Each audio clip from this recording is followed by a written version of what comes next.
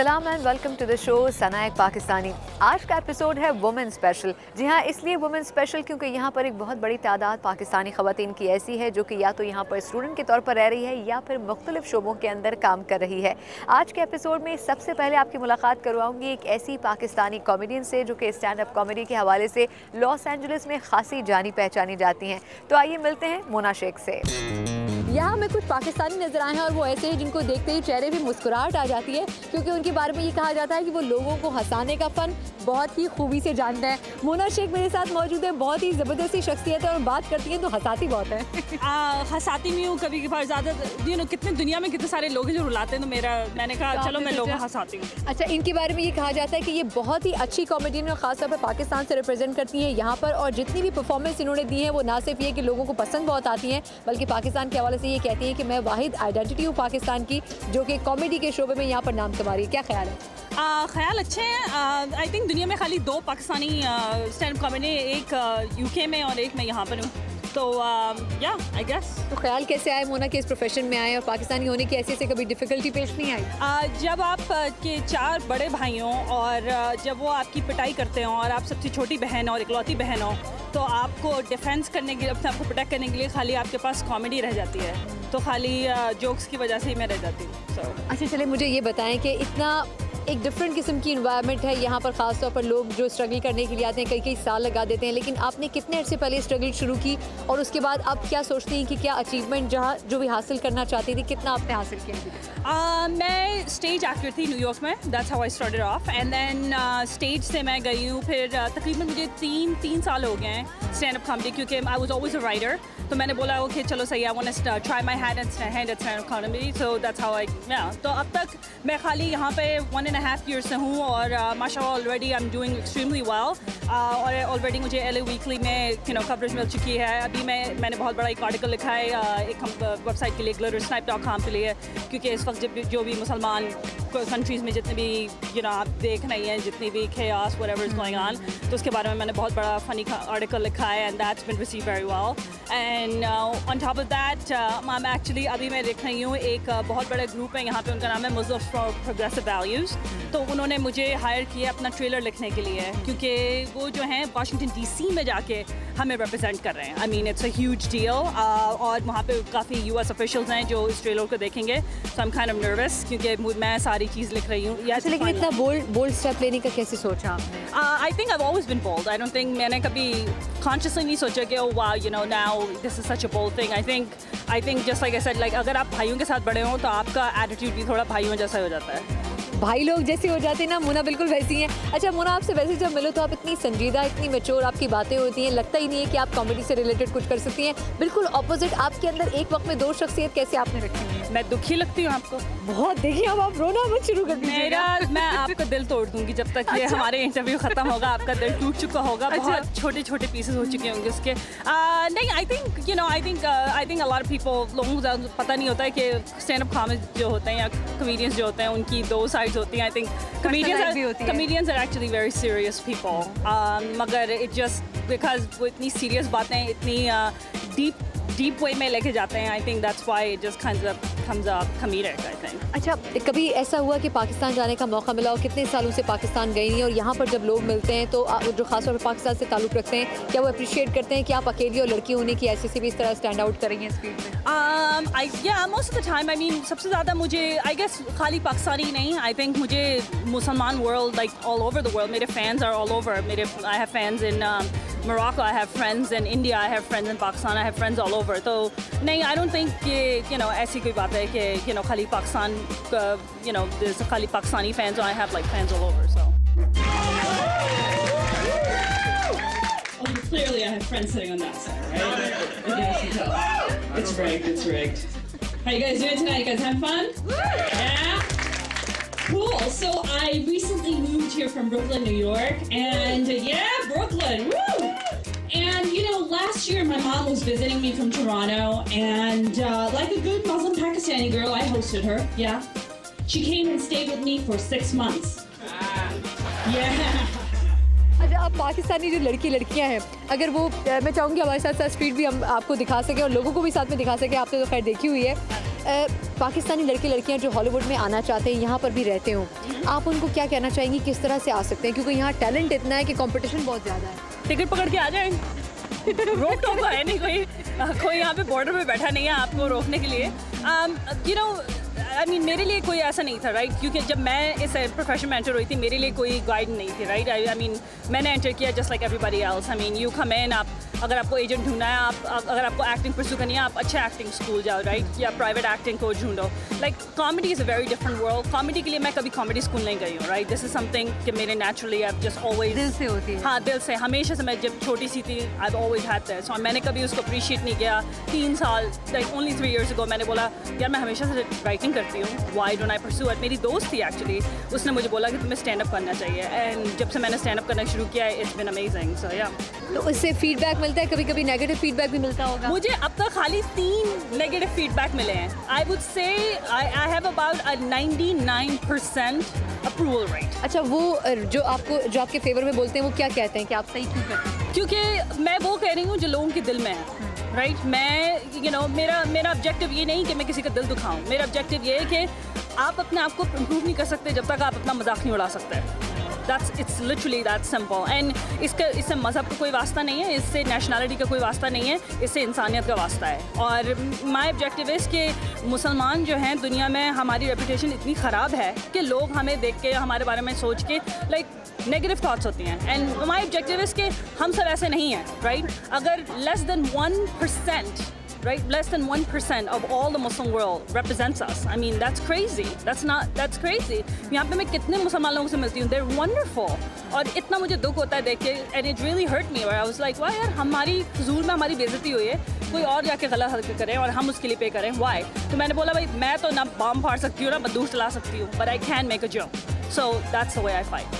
अपने एक उसमें रहते हुए, अपने टैलेंट को सामने रखते हुए, जो भी सलाहियतें इनके पास मौजूद हैं, मुना शेख हमारे साथ ही, उन्होंने कहा कि मैं वो डिफरेंस लाना चाहती हूँ जो कि शायद मुस्लिम वर्ल्ड के लिए, बल्कि ना सिर्फ कि मुस्लिम वर्ल्ड बल्कि पूरी दुनिया के लिए एक मैसेज हो सकता है कि मुसलमानों के बारे में जो राय दी जाती है ऐसा नहीं है। इन्होंने अपनी लिमिटेशंस में रहते हुए चेंज लाने की कोशिश की है। इन जैसे बहुत से पाकिस्तानी जो कि पाकिस्तान से बाहर रहते हैं, वो भी अपने अपने तौर पर चेंजेस लाने की कोशिश करते हैं। फ़र्क सिर्फ इतना है कि हमें उनको सपोर्ट करना चाहिए, ना सिर्फ इसलिए क्योंकि ये वो सब कुछ करना चाहते हैं जो कि शायद हम अभी नहीं कर पा रहे हैं, बल्कि इसलिए भी क्योंकि ये अपने टैलेंट को इस्तेमाल करते हैं अपने मुल्क का नाम रोशन करने के लिए। पाकिस्तानी ख़वातीन से आपको मज़ीद भी मिलवाएंगे, लेकिन इस ब्रेक के बाद। ब्रेक के बाद मिलिए एक ऐसी पाकिस्तानी स्टूडेंट से जो पाकिस्तान से दूर मौजूद है लेकिन करना चाहती है पाकिस्तान के लिए बहुत कुछ।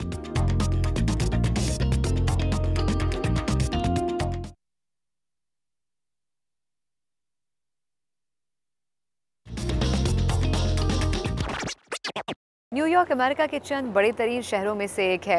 न्यूयॉर्क के अंदर कुछ अर्सा पहले मेरी मुलाकात हुई एक ऐसी पाकिस्तानी स्टूडेंट से जो यहाँ पर आने के बाद ज़िंदगी की बहुत सारी तब्दीलियों से वाकिफ़ भी हुई और अमेरिका के लाइफस्टाइल के साथ एडजस्ट करने के अलावा उसने पाकिस्तानी होने की पहचान को भी खोने नहीं दिया है।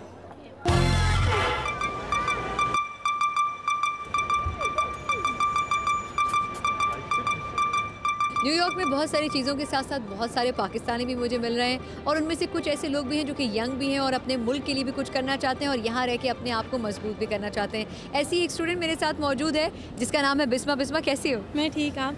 मैं बिल्कुल ठीक हूँ। ये बताओ कि इतनी रश वाली जगह के ऊपर घर का रास्ता मिल जाता है? यहाँ तो खड़ा होना मुश्किल है। थोड़ा लॉस्ट हो जाती है लेकिन फिर मिल जाता है। अच्छा, ये बताओ कितने साल से यहाँ पे रह रही हो? मुझे 16 हो गए, 16 साल। यानी काफ़ी पहले यहाँ पर आई? जी, 2 साल की आई थी। अच्छा, इतने सालों से आप यहाँ पे हो तो कभी महसूस हुआ कि यहाँ के कल्चर में आपको एब्जॉर्ब होने में मुश्किल पेश आई? बिल्कुल भी नहीं, क्योंकि जैसे जब घर पे जो है टिपिकल ट्रेडिशनल पाकिस्तानी कल्चर मामा ने जैसे रखा था और जब मैं स्कूल यहीं से मेरा स्टार्ट हुआ था। अच्छा, आपने कहा आपकी मदर जो है उन्होंने कोशिश की कि घर में जो एक पाकिस्तानी कल्चर है और आपने मुझे कहा था आप कराची से ताल्लुक़ रखते हैं तो उस कल्चर को चेंज नहीं होना चाहिए, तो उसके लिए कभी लगा कि नहीं ये कभी पाबंदी की सूरत में है या आप लोगों ने उसे खुशी से अडॉप्ट किया?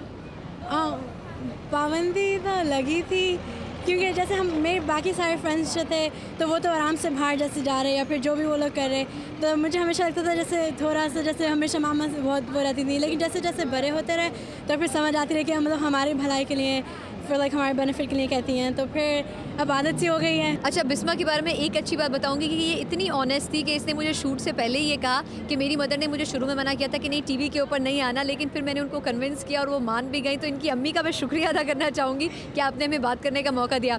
अच्छा, ये बताएं कि आपके पेरेंट्स काफ़ी अर्से पहले यहाँ पर आ गए, उसके बाद जैसे आपने कहा कि आप लोगों को बाज़-औक़ात तरबियत के हवाले से कभी कभी लगता था कि वो स्ट्रिक्टली बिहेव कर रहे हैं। पाकिस्तानी जब अपने मुल्क से आते हैं तो उनके अंदर एक पाकिस्तानी कलर होता है, लेकिन यहाँ आने के बाद क्या हमेशा वो उस अच्छे कलर को कायम रख पाते हैं या बस यहाँ के रंग में रंग जाते हैं?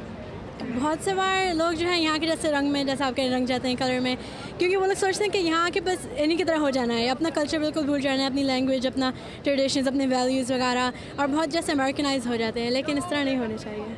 अच्छा, ये किस तरह होता है? लोग क्यों अपने कल्चर को कायम रखते हुए यूएस के अंदर सेटल नहीं हो पाते, काम नहीं कर पाते? क्या वो इस बात पे प्राउड महसूस नहीं करते कि अगर वो अपने मुल्क को ही रिप्रेजेंट करेंगे तो ये अच्छी बात होगी? मुझे लगता है ये लोगों पे डिपेंड होता है।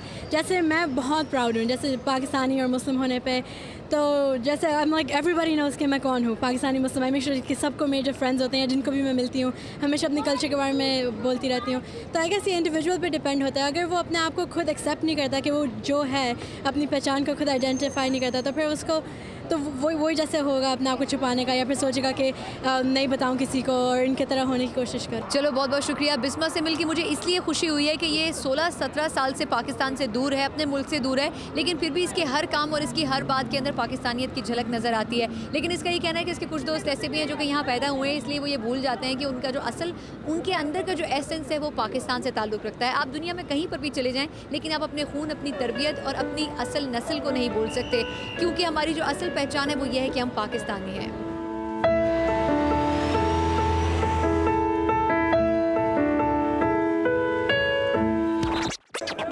कई पाकिस्तानी ख़वातीन ऐसे भी हैं जो कि यहाँ पर आने के बाद ना सिर्फ ये कि पाकिस्तानी कम्युनिटी के लिए बहुत कुछ कर रही हैं, बल्कि बहुत से इदारे ऐसे भी हैं जिनको वो खुद लीड भी कर रही हैं। ऐसी एक खातून से मेरी मुलाकात हुई, आइए एक बार फिर आपको उनसे मिलवाती हूँ। एक गुनाह मेरा माँ प्यो वेखे होते उमरी मुना लावे। इस वक्त इस इवेंट को ऑर्गेनाइज करने वाली और इसके अलावा साउथ एशियन वुमेन एसोसिएशन की जो प्रेसिडेंट हैं हमारे साथ मौजूद हैं, कमल जमान उनका नाम है। कमल, थैंक यू सो मच। एक तो so much for coming here, thank you so much. अच्छा, सबसे पहले तो ये बताएं कि इस इवेंट को बनाने का आखिर आइडिया कैसे मिला आपको, ख़वातीन को इकट्ठा करने का? ख़वातीन को इकट्ठा करने का आइडिया से मिला कि हम हमेशा इकट्ठे होते हैं और we were doing it very informally in the past, और हम सब लोग we used to get together, और इसी तरह होता था किसी के घर पूजा है, मेरे घर में कोई कुरान ख़वानी है, और we are all getting together with a very close net community, क्योंकि यहाँ पे जो आपकी ज़बान समझते हैं वो एक कम्युनिटी ऑल टुगेदर खुद ही बन जाती है। तो बस इसी तरह करते करते हमें ख्याल आया कि बहुत सारी लेडीज़ ऐसी हैं जो घरों से काम करती हैं, और हमने कहा उनके लिए कोई छोटा सा एक प्लेटफॉर्म बनाते हैं। So we started doing that. हमने छोटे इस तरह के मेले ऑर्गेनाइज करने शुरू किए, and then first we started on Chand Raat जैसे आज है, लेकिन उसके अलावा हम दिवाली के मेले करते हैं, और विसाखी का मेला होता है with a huge Sikh community, and they have a great बहुत उनकी अच्छी प्रेजेंस होती है। और उसके अलावा विमेन एंटरप्रेन्योर्स के साथ काम करते करते हमने सोचा कि एक बार हमने एक फंड रेजर किया और हमने कहा कि ये एक सोशल कॉज के लिए करते हैं, और we all get together, didn't matter where we were coming from. और उसके अलावा लाहौर में बेस्ड एक फैमिली थी and we were going to support her, और हमने वो सब किया। जब जितना लोगों ने एकदम उसको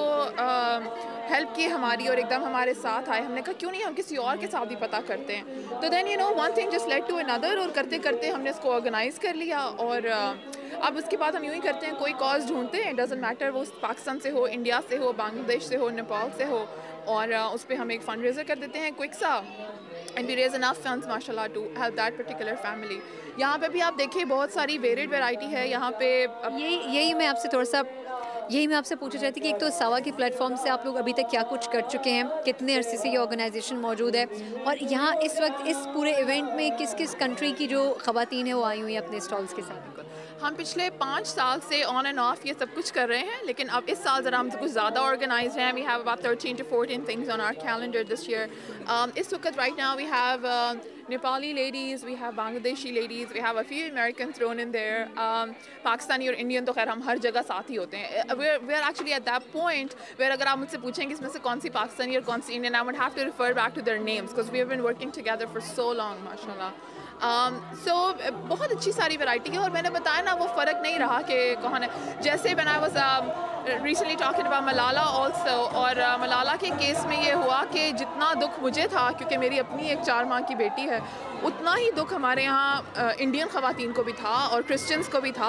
और लास्ट टाइम हमने जो लास्ट हमारा डिक्लेरेशन था वो यही था, मैंने सबसे रिक्वेस्ट की पर्सनली, और हमने चर्चेज़ में और गुरुद्वारों में और मंदिरों में और हमने दुआएं की, मस्जिदों में तो की ही, ज़ाहिर है हमारी तो अपनी बेटी थी, लेकिन हमने उसके लिए किया। तो ऐसा नहीं है कि हमें कोई ये जो रिलीजियस इंटॉलरेंस का एक ख़ास हमारा इमेज बन गया है ना, किसी भी एक पर्टिकुलर तबके का या एक पर्टिकुलर फैमिली का या एक पर्टिकुलर किसी एक की ओपिनियन जो है वो हमारे पूरे मुल्क पे थोप दी गई है, तो हम इसको क्लियर करना चाहते हैं थोड़ा सा, तो हम सब कुछ मिल के करते हैं। अच्छा, यहाँ पर इस वक्त पाकिस्तान से हट के आप लोग एक नए मुल्क में रह रहे हैं, एक नई जगह पर रह रहे हैं। साउथ एशियन जो ख़वातीन हैं यहाँ पर, आप लोग जैसे इंडियंस के साथ भी काम कर रहे हो, बांग्लादेशियों के साथ भी, नेपालियों के साथ भी कर रहे हो, कितनी स्ट्रॉन्ग होल्ड आप लोगों का हो सकता है अगर ख़वातीन, क्योंकि इस एरिया की जो साउथ एशिया की ख़वातीन है वो बहुत बेचारी पीछे के ज़माने में चली आ रही हैं, तो जो अमेरिका जैसे कंट्री में आने के बाद आप लोग कितना स्ट्रॉन्ग हो पाते हो, वो चीज़, वो टैलेंट आप लोग क्या दिखा पाते हैं यहाँ पर अमेरिका जैसे? आई थिंक इससे कोई फ़र्क नहीं पड़ता, अगर आप में किसी किस्म का टैलेंट है तो फिर आप जहाँ मर्जी हैं इट शोज़।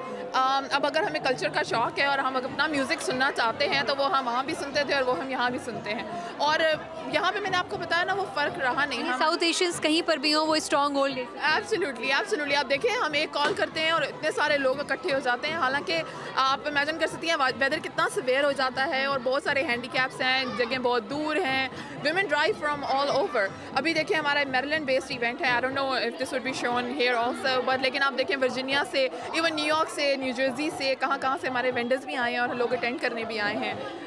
तो डेफिनेटली आई थिंक बहुत स्ट्रॉन्ग है, और वो जो एक कशिश है ना अपनी कम्युनिटी की, वो औरतों को खींच लाती है। बिल्कुल। अच्छा, अब आखिर में ईद का थोड़ा सा आपसे पूछूंगी कि ये एक ईद का फेस्टिवल है जो आप लोग चांद रात की सूरत में यहाँ पर मना रहे हैं, तो पाकिस्तानी कम्युनिटी हो, इंडियन कम्युनिटी हो, बांग्लादेशी हो, मुल्क अलग अलग हैं, लेकिन ये फेस्टिवल एक ही सेलिब्रेट कर रहे हैं, तो क्या वो तमाम लोगों में वो एंथुसियाज्म, वो जोश व खरोश नज़र आता है आप लोगों को?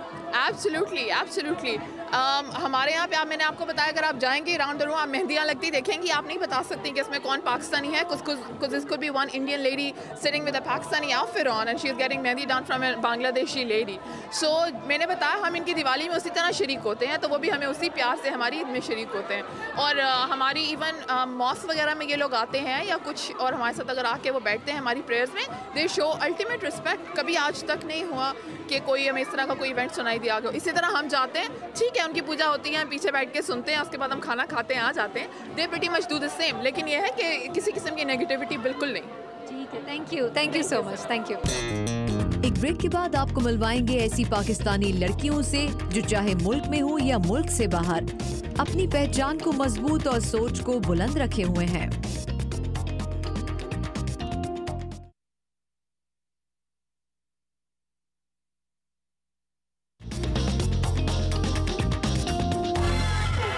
पाकिस्तान से आने वाली कई लड़कियां ऐसी हैं जो यहाँ पर तालीम हासिल करने के लिए आती हैं, लेकिन उसके बाद वो अपना करियर बनाने के लिए पाकिस्तान का रुख करना चाहती हैं और पाकिस्तान के लिए बहुत कुछ करना भी चाहती हैं। कुछ अर्से पहले न्यू जर्सी में ऐसी ही चंद लड़कियों से मेरी मुलाकात हुई, उनके ख्यालात एक बार फिर आपको सुनाती हूँ। अस्सलाम वालेकुम, यू बिलोंग टू पाकिस्तान? अच्छा, फिर थोड़ी सी जगह दो ज़रा, मैं तुम लोगों को तंग करूँ। अच्छा, तो पाकिस्तान में कौन कौन से इलाकों से हो आप सब? मैं लाहौर से। और आप? लाहौर से मैं भी। अच्छा, और आप? मैं भी लाहौर से। अच्छा, यानी कि ये लाहौर स्पेशल एपिसोड बन जाएगी। चलो ज़बरदस्त, आप लोग लाहौर से हो। पहले ये बताओ कि आपका नाम क्या है?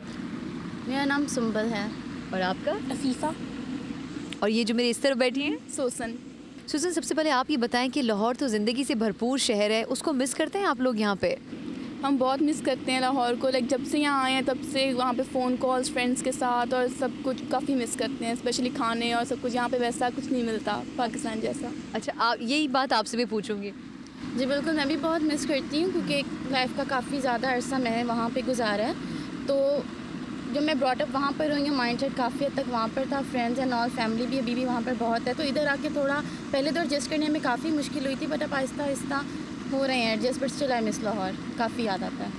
अच्छा, आप तीनों लाहौर से आए हो, मुख्तलिफ वक्तों में आए हो, क्या यहाँ पे आके पढ़ते हो, जॉब करते हो, किस तरह यहाँ पे रूटीन गुजरती है ज़िंदगी की? रूटीन इतनी ख़ास नहीं हुई, सुबह school and then job and then घर जाके सबके नाइट हो जाते हैं, देन बस सो जाते हैं। Very hard routine. तो आप भी जॉब करती हैं? जी मैं भी जॉब करती हूँ और मैं इवनिंग में अपनी यूनिवर्सिटी जाती हूँ, मॉर्निंग में जॉब करती हूँ। अच्छा, ये बड़ी ही अच्छी बात है क्योंकि हमारे यहाँ अमूमन ये देखा जाता है कि या तो बच्चा या बच्ची सिर्फ पढ़ाई करेगा या फिर बेचारा सिर्फ गधे की तरह काम ही करता रहेगा। लेकिन यहाँ पे एक चीज़ मैंने बहुत अच्छी लर्न की है, वो ये कि यहाँ स्टूडेंट आप चाहे स्कूल ही क्यों ना जाते हो, लेकिन आपने पार्ट टाइम जॉब ज़रूर करनी है, अपना पॉकेट मनी आपने खुद जनरेट करना है। ये एक ऐसा प्लस पॉइंट है जो यहाँ के स्टूडेंट्स को स्टूडेंट लाइफ के अंदर ही रहते हुए अपने पैरों पर खड़े होने की मदद देता है। ये आपको खुद से इसकी ख्वाहिश हुई कि हमें जॉब करनी चाहिए, या फिर आपको फैमिली की तरफ से कहा गया, या फिर ये यहाँ का कल्चर था तो आप लोगों ने अडॉप्ट कर लिया? आप इनको तीनों चीज़ों का मिक्सचर ही कहेंगी। जब आप इधर आते हैं you need to earn money, and then जब आप यहाँ का कल्चर देखते हैं then you see their rules and regulations. यहाँ पर मेन थिंग आई थिंक ये है कि हम लोग क्यों जॉब करने के लिए खुद आगे बढ़ते हैं, क्योंकि यहाँ पे लॉज और रेगुलेशंस जो हैं वो लेबर राइट्स को बहुत प्रोटेक्ट करते हैं। और आपको इस इनसिक्योरिटी नहीं है कि आप जॉब करेंगे तो आप जो ख़तरात वहाँ पे होते हैं हमें कि ओके वंस हम लोग अपना पूरी एजुकेशन कंप्लीट करके एक ही बार किसी अच्छी पोस्ट पे लगें, जो जिस तरह कैशियर स्टोर, इस तरह की जो छोटी जॉब करते हुए शर्मिंदगी होती है और वहाँ पे आपको ट्रीट भी अच्छा नहीं करते हैं ना, तो आप लड़कियाँ तो सोच भी नहीं सकती हैं। एंड देन अगर लड़के वहाँ पे इस तरह की पार्ट टाइम जॉब करते हैं स्टिल वो उसको अप टू स्टैंडर्ड नहीं माना जाता है। वहाँ पे इस तरह की इनसिक्योरिटीज़ और ये सब चीज़ें आपको आगे बढ़ने नहीं देती हैं। अच्छा सुजन, आप पाकिस्तान में क्या वाकई जॉब करना इतना मुश्किल है जैसे ये बता रही हैं? पाकिस्तान में जॉब करना वाकई बहुत मुश्किल है। वहाँ पे आपको वैसा सिक्योरिटी वैसी कुछ नहीं मिलता। यहाँ पे ये है कि आप काफ़ी सेफ फील करते हैं कहीं पे भी जॉब पे या स्कूल जाएं, तो ये चीज़ है यहाँ पे। तो यहाँ वैसे काम करते हुए क्या मुश्किलात पेश आती हैं बीइंग अ फीमेल, या लगता है कि नहीं आसानी से यहाँ जॉब्स की जा सकती हैं फीमेल होने की हैसियत से? नहीं, फीमेल होने की हैसियत से यहाँ पे बहुत आसानी से जॉब की जा सकती है। आपको इक्वल ट्रीट करते हैं, boys and girls they are same, like equal. ज़बरदस्त।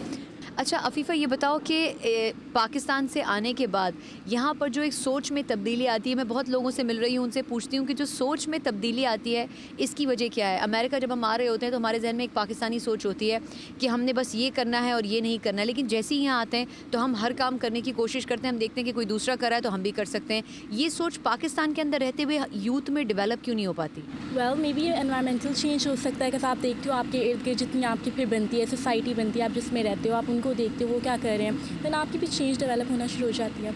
अच्छा, यहाँ आप लोग कई सालों से हो, पढ़ भी रहे हो और अब माशाल्लाह जॉब भी कर रहे हो, यहाँ रहते हुए कोई अच्छा या बुरा एक्सपीरियंस हुआ आप लोगों को? अच्छा experience I can talk about, मेरे स्कूल में इंटरनेशनल फेस्टिवल होता था तो मैं वहाँ पे शलवार कमीज़ पहन के अपने स्कूल में पाकिस्तान को रिप्रेजेंट करती थी। वहाँ पे हम लोगों ने cultural table, food table, Vivo biryani हम लोग रखते थे, समोसे, नाम मतलब इन सारी चीज़ों का मैंने खाई नहीं है इतने दिनों से। बहुत अच्छा लगता था, हम लोग रिप्रेजेंट करते थे। उसके बाद मेरे फ्रेंड्स मुझे काफ़ी कोऑपरेट करते थे, वही फ्रेंड्स जो कि पहले मुझे वियर्ड नज़रों से देखते थे कि तुम पाकिस्तान से हो।